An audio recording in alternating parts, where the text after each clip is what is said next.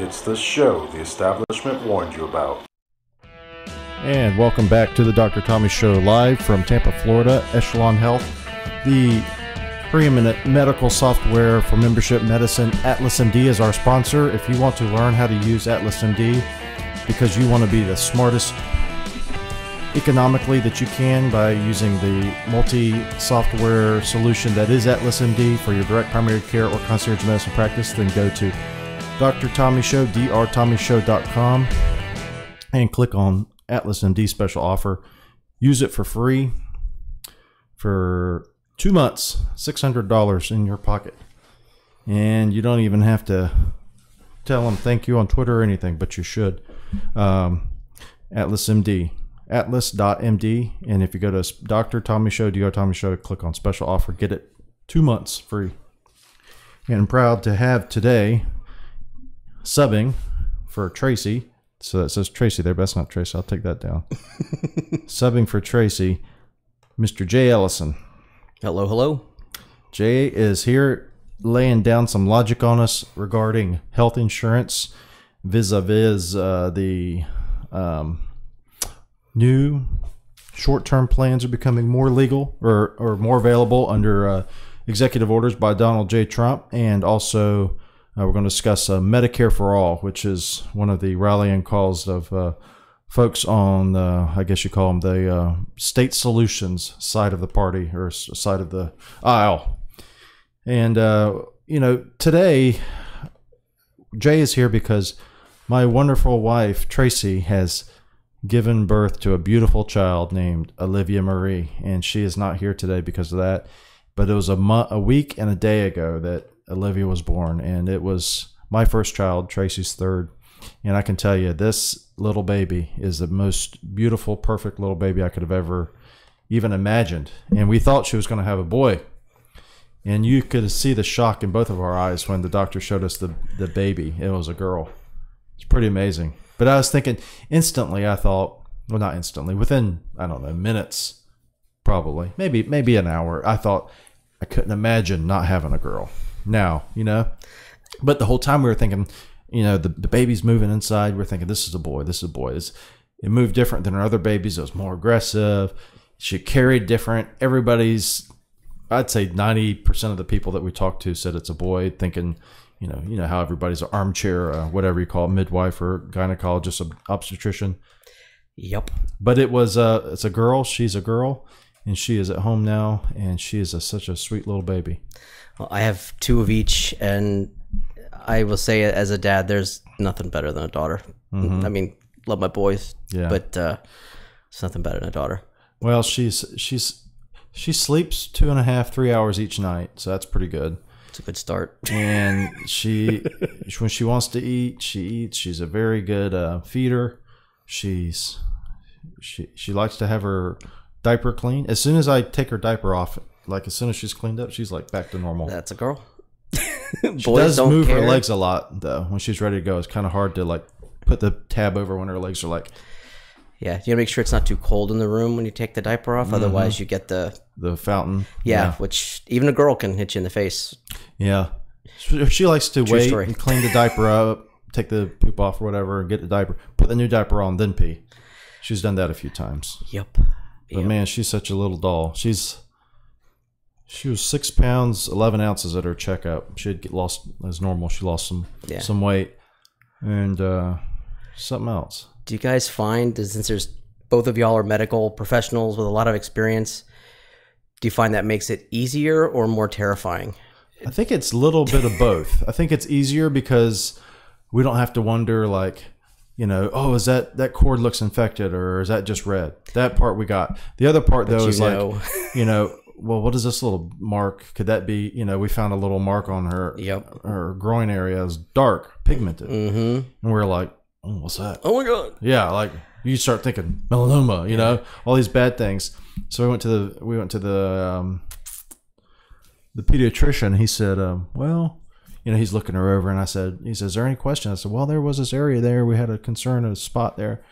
And he goes, oh yeah, that's normal. We see that in darker skinned people. And I'm thinking, darker skin. Oh yeah. Yeah. It's in your DNA. Yeah. But I was thinking, you know, I'm not like one of these people that walk around thinking I'm this percentage color American, and I like to have sex with this type of person, and I'm a Pacific Islander American heterosexual, I own a gun. I don't go around talking like that. Yeah. You're supposed to walk around thinking, what color am I? Does everyone know what color I am? Yeah. I look at my color. Look at my color. My skin color is important. Look how important skin color is. So so when he said darker skin, I'm thinking, oh yeah, I guess I am darker skin. But Tracy says that she forgets that I'm Filipino or half Filipino until she sees a picture. Then she realizes it. But I grew up, I never thought of myself as like Filipino or not Filipino, or I was a kid. And, my dad is garden variety, Irish American lineage of other things put in there. Mm-hmm. My mother was from the Philippines. They have a child. You don't have to like get down to every little nuance. Like, is Tiger Woods black or not? Is he black enough? Well, it's Is America. Tiger Woods black enough to be considered able to talk for the black community? Well, I guess it depends on, if he's saying the right things, then he is. If he isn't, then he's not, according to the statists. Well, it's America. I mean, everybody's got a bit of this and a dash of that. When we all have something. Unless you are 100% Creek Indian or Native American, then you are by definition from somewhere else. So that's the Native American, supposedly. Yeah. And so everyone here in America that wants to be an American can be an American. Hell, there's some people that are Americans that I wish they weren't Americans. Like, there's a lot of. We did a show before talking about people we'd like to deport. Celebrities. I like to deport a lot of celebrities. Well, if only the ones that said they would move to Canada after this person got elected or that person didn't get elected, if they'd actually moved to Canada, I mean, it's kind of a self-solving problem. I think it's irresponsible to go on TV and radio and everywhere else and tell everyone you're going to move. Everybody gets jazzed about it, and then you stay. That's ridiculous. It's just mean. That'd be like if Donald J. Trump said, if the polls continue to do bad in your community, if my approval rating goes below 30% in your community, I'm going to quit the presidency. And then they do, and he says, you know what, I've decided not to. Then those people would be rightfully upset. Well, the same thing happens when Rosie O'Donnell or Cher or whoever says, I'm going to leave. I'm going to leave or that Matt Damon. I'm going to go to New Zealand. I'm going to go live in the outback. And then push comes to shove, and they're like, no, I'm going to stay in Hollywood. Yep. Be a man. Be a woman. Get out of here. Leave. Live up to what your promise was. It's like people say it's a threat, not a promise, or it's a promise, not a threat. Yeah, I don't think our lives will be fundamentally weaker for them. No. Anyway. I was watching this thing on Twitter the other day, this interaction back and forth. Oh, it was from John Stossel. I think it was John Stossel. Yeah, John Stossel. Yeah, he wrote that it's poisonous. He goes, it's hard to believe, or something to the effect of, it's hard to believe that this is a poisonous discussion to bring up. And I think they were talking about genders, like a man or a woman. Should we even have that discussion? Is there such thing as a man or a woman? And he goes, the fact that this is a poisonous thing to bring up is, what does that indicate for our society? And I wrote back to him. I said, this is only poisonous in the dizzy heights of academia, elitists, media, DC. Those people think that it's poisonous. Regular people don't think that. Regular people, even if they live in San Francisco, don't think that. Regular people in Florida and Tampa surely don't think that. It's just a tiny minority of people. There's a little bit of people who just have their beliefs, and they want you to believe so sincerely in their beliefs. It doesn't matter what it is. Well, there's a lot of people out there, I think, and you can apply this in so many areas of life that are deeply unhappy people, and the way they make themselves feel better is by down. Forcing someone to change their behavior, or forcing, or embarrassing someone or tearing somebody down. And it's sad because you see it in business on social media, you see it on all these the recreational outrage incidents that happen on a daily basis, and it's sad. because what little do you have going on in your life that you have this much energy to devote to something that doesn't even affect you? There's nothing, if you're not trans or you're not something else, and you're not in a situation where it's affecting you personally, but you're going to go full 3 Mile Island meltdown outrage because somebody used the wrong pronoun about somebody else you don't know and never met. Yeah. You need mental help. Well, I saw on Twitter yesterday. I agree. I saw on Twitter yesterday that direct primary care doctors were having a discussion about direct primary care, which is, everybody who listens to this knows. Direct primary care, you pay a fee to your doctor, and then that's it. There's no insurance involved. That's it. That's the relationship. Similar to what I do, concierge medicine. Different brand, same idea. We don't bill insurance. You pay me, pay our office. We take care of you, and that's it. Anyway, they were having a discussion about pediatrics, and some pediatrician was on there saying this will not work for pediatrics. Cannot work for pediatrics, at least on a large scale. It's got to be done only in small communities. And then Dr. Molly, I think it was, and Dr. Umber from Atlas MD and a few others are in there going back and forth. And it's this big long thread about it. And I just chimed on there, and I just like to just stick it. And I just said, well, the original thread was this doesn't work. This is not ideal. I said this is the perfect solution for pediatrics, because just think about it. If you're at home with your child, oh my gosh, yeah, you're scared. You're maybe a new mother or father. You don't know, or experienced one. You're just concerned. How easy is it for you to just call your doctor quickly and say, hey, look, so and so's doing this. I'm thinking that it may be nothing, but I don't want to be, maybe I should go to ER. And then you can just say, well, let me see it. And can you take a picture of it? Send it to me. Oh, that looks like a regular viral rash. No, that's not measles, and doom. But see, the thing is that people are on social media, they want you to believe what they believe so fiercely. Well, they want to win. They don't want to think. Yeah. And what you're saying, I mean, telemedicine is a huge market. It's growing every year. It's one of the things I do. And if that works for pediatrics, why would it not work to be able to text a doctor that you already have a relationship with, that already knows your history, who already is dialed into what's going on with your kid, to be able to text them whenever you need to, or call them? I mean, either the person who's saying this doesn't have children, or they're not creative enough to figure out how to make it work. Was a doctor in the regular variety, insurance-based doctor. I don't have anything against those people. They do whatever they want. I do whatever I want. But he was trying to say, look, our model works. It has to be insurance. Was his point? Have to have insurance for pediatrics, and he made a lot of points. But it's just like, I don't know. I just feel like in social media is such a. I wish there was a smarter social media. I wish there was, but I guess it's reflective of our culture. Is the average American somebody that you would want to engage in conversation with? Maybe not. Well, the funny thing is it's not the average American. I don't think. I think social media. Yeah, I think it's the right. it's the selects people. Out people. Well, it's kind of like Fight Club. I mean, you're going in there to pick a fight, and you're not leaving that thread, or you're not leaving your page until you can get your dopamine dump for pissing somebody off. That's right. That's true. And so they stick around and they make comments until they get a rise out of somebody, and then victory, and then they go away but they don't want to actually engage and have the conversation. Yeah. They just want to poke and then run away. Yeah. And you would never do that in real life. I mean, because number one, that requires thought and conviction, and you get punched in the face for behaving like that in real life. At least back in the day. Yeah, I think you're right. Yeah, you're right. It does select out a certain type of, maybe not average. Most of my friends aren't on social media. I don't know how you go on Twitter. I'd rather get shot at again than go back on Twitter. I mean, every now and then I turn it on and remember why I got off of it.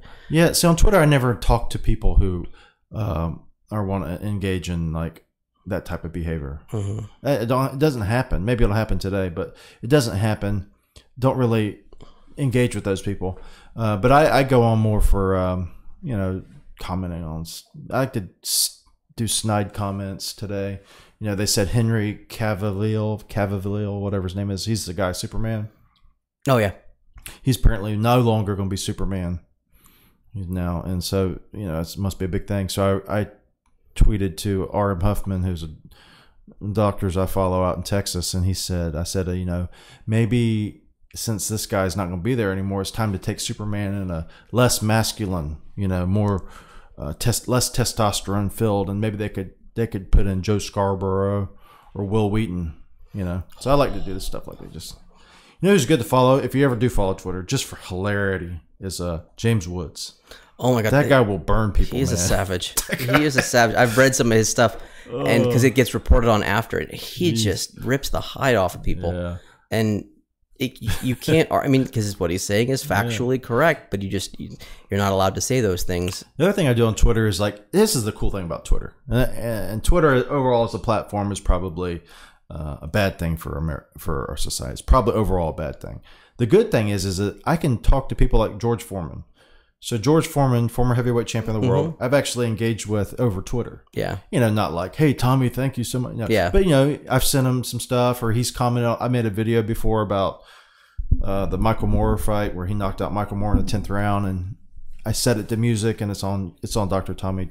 It's on my YouTube channel if you want to find it. Anyway, I sent it to him, and he commented on it. So that's cool. I mean, cool. That's the thing that technology can give you now is like it lowers that.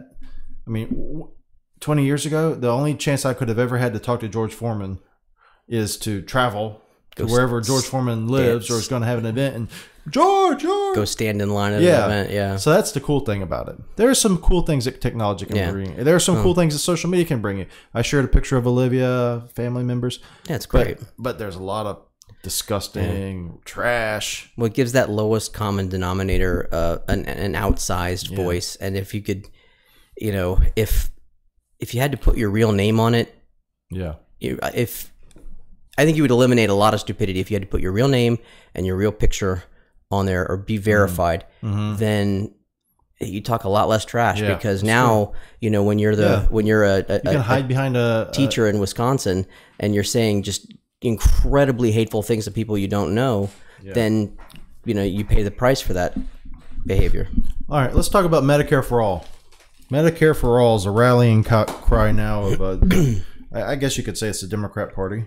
Don't want to put words in their mouth, but I think overall the platform of the Democrat Party, if they had it, would say that we want Medicare for all, or at least among the leadership. What is your first impressions when you hear something like that?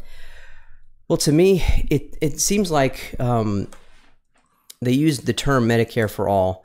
First of all, why do they use that term? Well, it's exactly what it's a branding tool. Okay. Because if you say socialized medicine, it has an immediate bad exact response for almost everybody. You know, they can't get that genie back in the bottle. Heart attacks while you're waiting for the procedure. Yeah, it has a richly deserved reputation for being, at best, wildly inefficient. So Medicare, on the other hand, excuse me, is very popular. It's seen as a right because of the way it's been established and it's been part of taxation, our economics and tax system for so long. Through taxes, people see it as their right. Yeah, so it's because ostensibly. And I think there's people listening. There's people listening who think that the tax dollars that they pay through Medicare go to an account that's set up in their name. Oh God, no. Yeah. I think there's some people that think that though. Well, it's been portrayed. I mean, you hear terms like Social Security Trust Fund, right? And these things that are completely untrue. It's big old. There's an account. Like if we go to Washington D.C. today, we can go find the J. Ellison Social Security account, the J. Ellison Medicare account. It doesn't work like that. Be like, I remember when I worked at that sandwich place. There's all the money I spent. Oh wow, I'm gonna have it one day. Yeah, and then the number, and I don't know the numbers off the top of my head, but the number of active workers it takes to pay Medicare taxes to fund the care for a senior now, that number keeps getting larger every year. Yeah, the number of workers it supports, which I think is part of the push for illegal immigration as well, because it increases the number of people that are paying into that system to support the base or support that Medicare base. But so I think it's largely a branding thing. There's no further thought or discussion when they say that about all the issues with Medicare, that it's unsustainable at the current rate of growth, and the baby boomers all aging into it. That so people say when I hear Medicare for all, my immediate thought is rationing. Yeah, well, you have to. I mean, right now you can't if you only have Medicare. You still have huge out-of-pocket costs.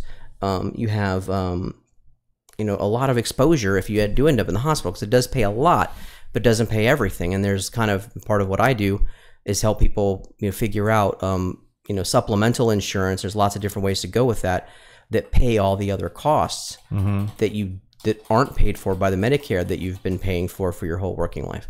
And there's no acknowledgement of that process, that the amount of money that gets spent over and above that system that would have to be funded from consumers or from additional taxes would be staggering. Like our system, ACA was a huge crippling change to our system of health insurance. Medicare for all would be exponentially worse than that. So Medicare for all is, but that's the reason to do Medicare for all, I guess, on their end is that it's fair.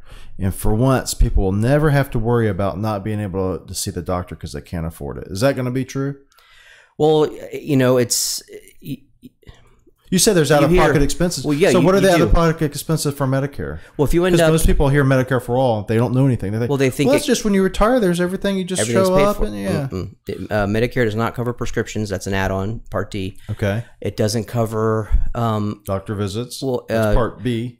Part B is doctor's visits, but there's deductibles in there, and there's co-insurance in there, the percent you have to pay over and above what the plan pays. And if you're in the hospital for an extended period of time, and you go past a certain number of days for Medicare, that's all on you. So if you're unlucky enough to spend more than 90 days in the hospital, good luck. That's all on you. And that people don't know that. Yeah, I think you're right.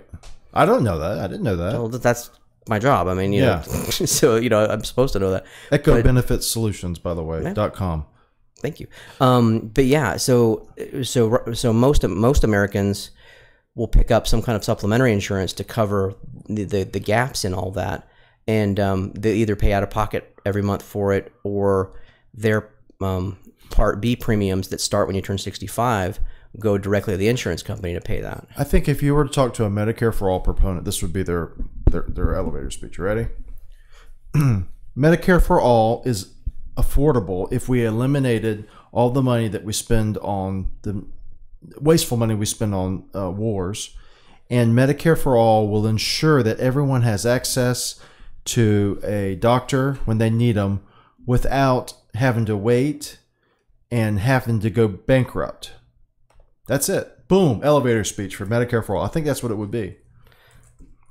All right. Let me look up. So if you think about it, currently the budget is greater than half, I believe, or the majority of the budget is spent on social services, meaning social welfare. So Social Security, Medicare, things like that. The majority of the federal budget is spent on that. Now, I will tell you one thing, and this is not easy for some people to listen to because they don't like it. The Constitution outlines nowhere in its several pages where there is an authority of Congress to levy a tax on its citizens to provide for social services like Social Security, retirement, or medical payments for individuals, whether they're old or whether they're poor. That does not exist in the Constitution. And there was just something on Twitter I saw. Anyway, there's this. I think it was that. Who was it? Oh, it was a Kamala Harris, Senator Harris from California, in the Brett Kavanaugh confirmation hearings, was saying, that little book you have in your hand, meaning the Constitution. Oh, that was. But the book to them that's what it is. It's just a book. It is a historical footnote that started this country. But in their mind, and I'm not going to say that this is for sure, but I think in the minds of a person like Senator Harris and Senator Sanders and revolutionary type individuals, that we have to make the Constitution fit today. And what the Constitution was about was, in powdered wigs and, sweaty courthouse in Philadelphia is not pertaining to today. Today, we got to make the Constitution the way we want it. And, there was probably people back then who thought that. And they were defeated by people like John Jay and people like James Madison and Thomas Jefferson. And they were defeated ideologically, and that didn't happen, where we have this big giant welfare state. So the idea that now we can go out and retroactively implement that and it's going to work, we have evidence now that it doesn't work. We have evidence now. Anytime, if you want the perfect example, if you want to have Medicare for all, I invite you to do this. Whatever you're doing today, make a point to drop by your local Social Security office and just walk in. That's it. That's it. Just walk into your local Social Security office, and then tell me tomorrow via, Dr. Tommy Show, go on the email, drtommyshow.com, and say, yes, I still want to have Medicare for all. If you do, then I'll do you one better. I'll do you one better than that. And I have personal experience with this, is go to the VA. Or the VA. And all VAs are not created equal, and the one here in Tampa is tremendous. But that being said, I had to reschedule an optometry appointment. The next available appointment is not until March of 2019. When you'll be like almost a year older. Yeah. So for optometry. Now this is not for cardiac surgery. This is not to have a knee replacement. Right. This is not to have a implant in your inner ear. Thank God I haven't had any of that stuff done. This is for a checkup that I can go right now to Walmart and get within 5 minutes. Yeah. I mean, the free market takes care of those things. Now, I mean, they do have an emergency room and everything else, but whatever treatment that results from that visit is going to be on the schedule of resourcing and budget and everything else for the government. I looked up the numbers real quick because we spent for 2016 we spent $368 billion on Medicare spending. All right. Okay. So, and then that was for 2016 numbers. The defense budget for 2017, so I couldn't find it for 2016. Google sucks. Was, let's see, 2017, 590 billion.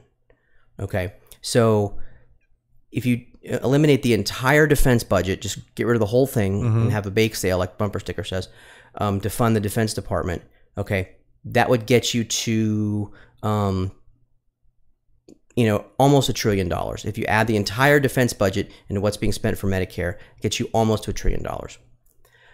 Okay, so looking at Medicare spending for 2016, and this is where I started 2016, there were almost 35 million people accessing Medicare in America, including disability and regular, 65 and over Medicare. Yeah.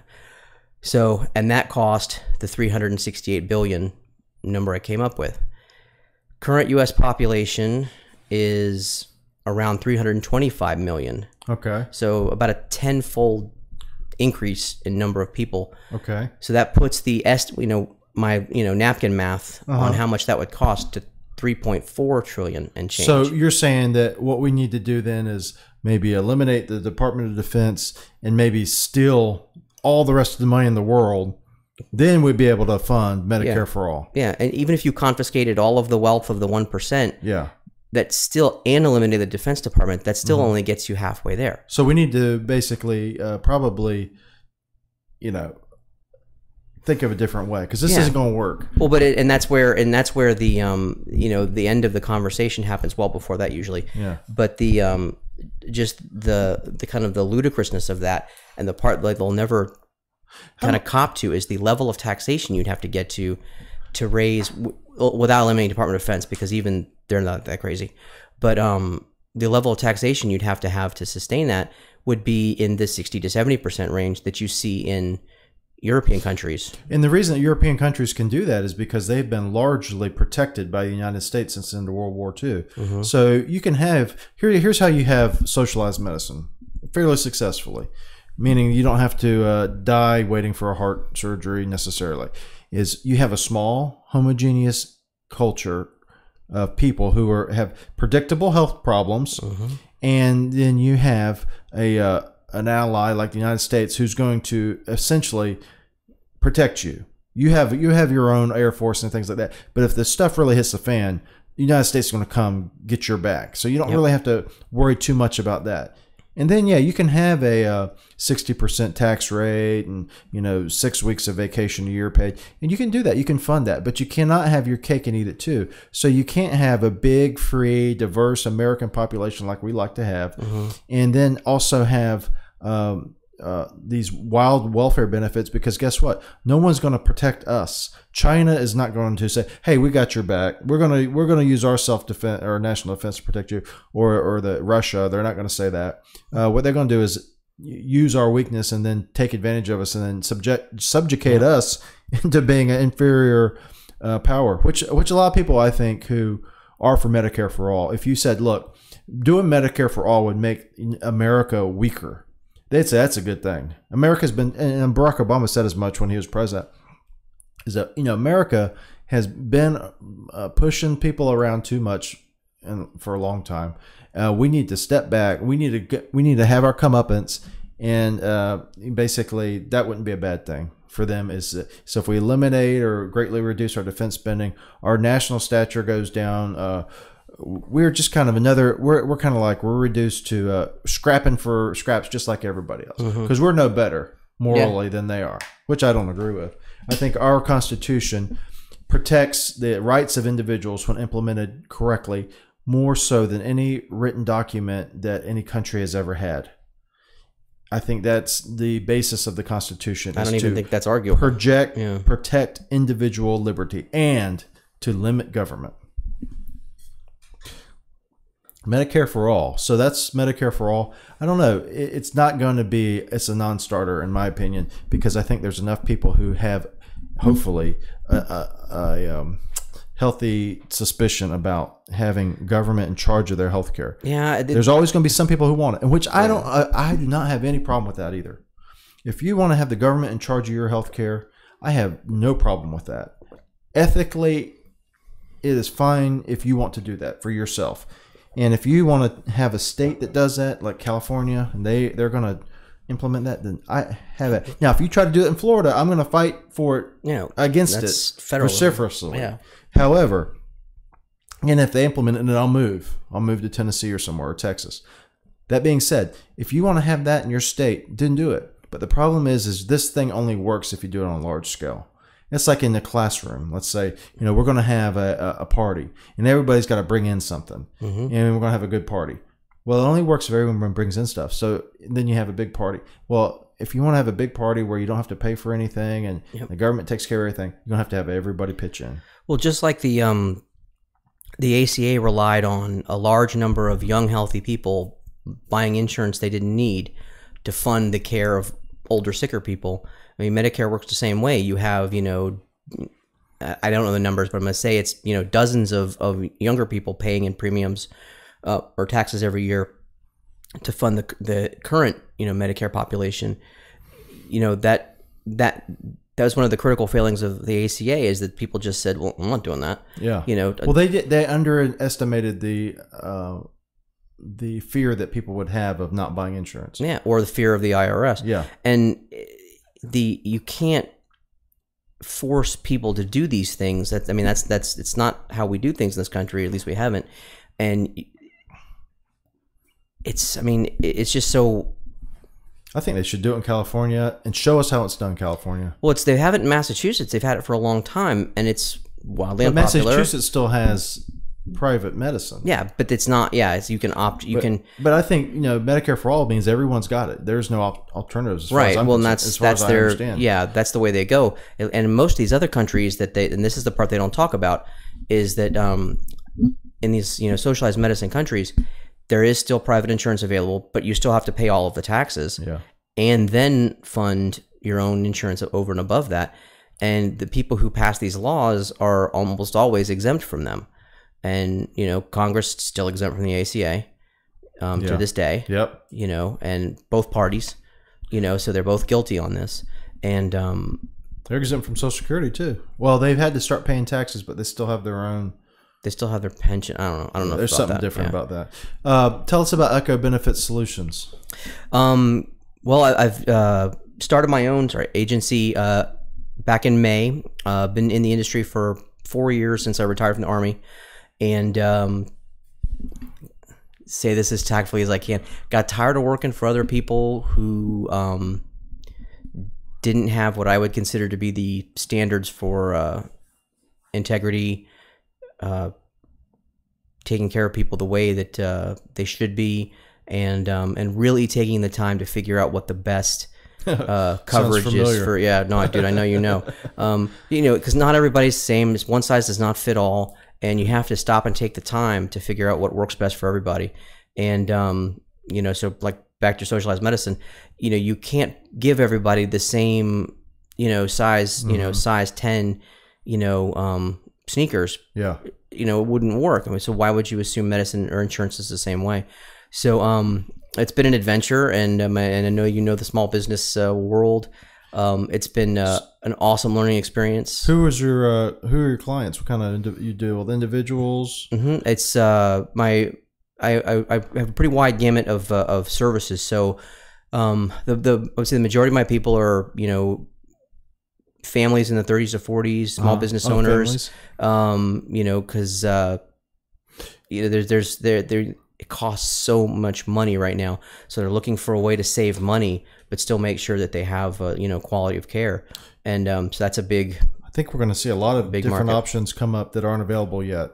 In the coming months with the executive order and allowing individuals to have short-term health insurance, which is not ACA insurance, for longer than 3 months. You're going to see a lot of different affordable options. I'm going to go on it in January. My wife and the child, we're all going to be on a short-term plan, which is going to be, it's not going to pay for medications, it's not going to pay for doctor visits, and it's not going to pay for x-rays, but it's going to pay for if something very serious happens, and it's just what I wanted. It's just what I wanted. And I don't want to pay for all that stuff. Well, and I take the time to figure out how people consume health care. And if they are the kind of people who, assuming you're not already a doctor and have your own office, go to urgent care maybe once a year when they get sick, or they take their children to urgent care when something happens because of the convenience of it. And you're not, the person that has to go to your primary care once a month because you're bored. Right. Then you could save 50% off the premiums. Yeah. I saved one family over $5,000, and that's real money in premiums for the year. That's money that you can spend with your family to go on vacation, to save, to put an addition on your house or whatever. Yeah. So you add that up over time. Pay off debt. That's huge money. That's real money. It's not for everybody. Yeah. So very frequently we end up splitting coverage. So you have one person that's diabetic or has some chronic issue. You put them on an ACA plan, and everybody else goes on something else, but you still save them a ton of money. We have patients in our practice who are uninsured, so to speak, and they have chronic issues, and it doesn't pay for them to come here. But guess what? It wouldn't have paid for them either way to come here because they pay us directly. So for us, pre-existing conditions in the DPC, concierge medicine, is irrelevant. We don't care if it's pre-existing or non-existing or newly existing. We take care of patients, not problems. So anyway, well, thank you, Jay, for coming in. This was very fun. Thank you. We'll hopefully maybe, over the next several months, we'll have you back and do some more guest hosting, and then tell them where to find you on the interweb. On Facebook at Echo Benefit Solutions, and the website is echobenefitsolutions.com.